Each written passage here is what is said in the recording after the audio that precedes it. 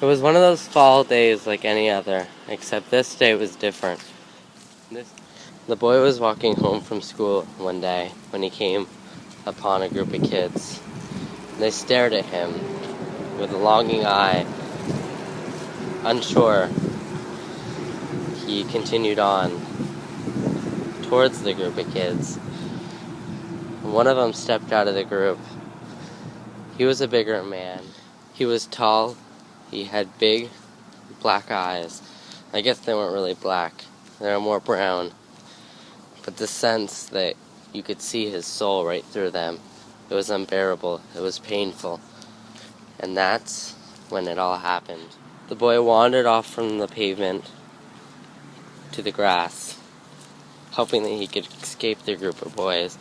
But all they did was follow. They lurked behind him. On his way home, he noticed they were still there. He grew closer and closer to his home, but they grew closer and closer to him. And next thing he knew, he was face to face with the biggest kid. Where do you think you're going? You have a debt to pay me to get past. And if not, you're gonna die. What do you want from me? I don't have anything. Well, give me your shoes, and you're still in for a beating. I can't give you my shoes. I just barely got them. My parents will be so mad. I'll pay you next week, I promise. Can you just hold off? I don't want to get hurt. I don't want anyone to get hurt. Please. That's not the way it works.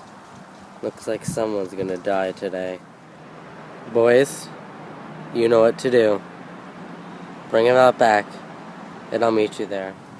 Whoa, can we make a deal? Come on, please. I don't want to get hurt. No, come on, I'll give you money. Let me go home, I'll give you money. Come on, please, no.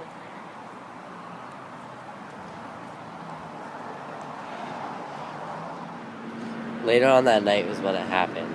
The boy lay there, scared, frustrated, wondering why he couldn't do anything to save himself. The boy was tied up against a tree near the river.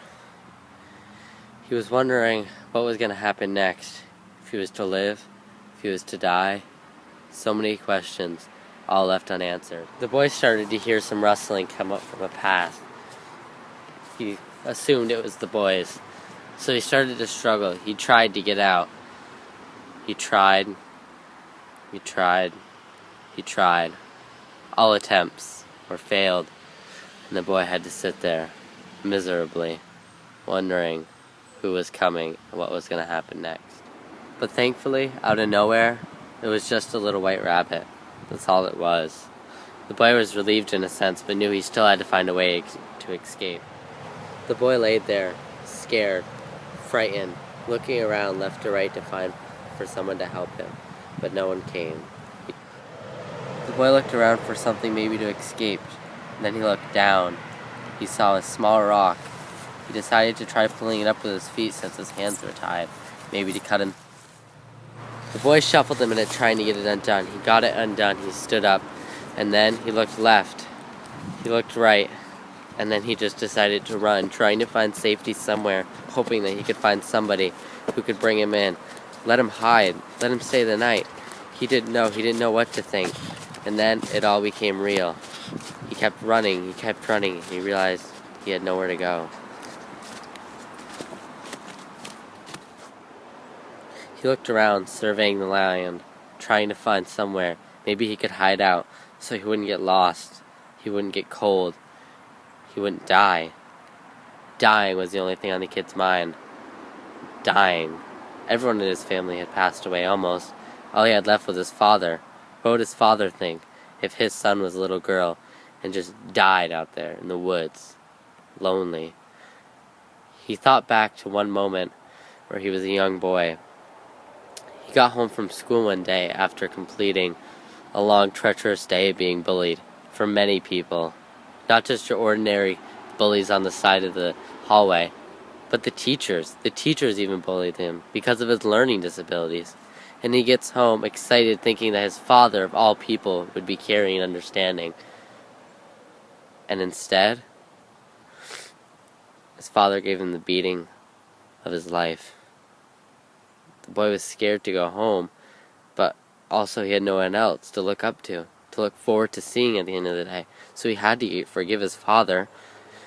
Now what is he to do? The boy snaps back into alert mode. He tries finding somewhere where maybe he could hide just for the night, just to get him through, and then he'd get home. He could get home. He could get home. He looks around, and then he spots a little tiny man-made hut, it looks like. He walks over, carefully though, because it could be, let's not say it. He thought it could have been the boy's hut. He walks over slowly and carefully, just in case. Just in case maybe something could happen. He notices it's not that great, but at least it'll keep him hidden in case they did come back.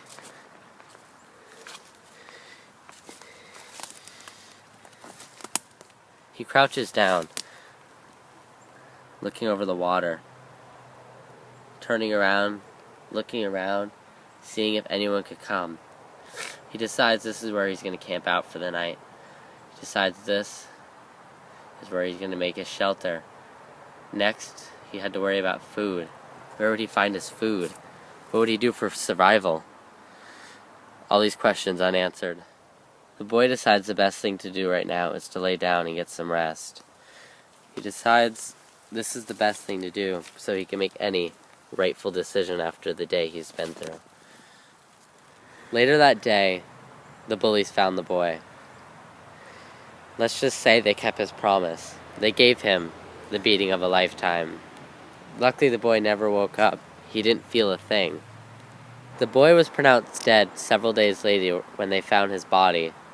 He laid there, peacefully, but brutally beaten and mutilated. Now the boy rests on an old, forgotten path, only marked by a small gravestone at his head,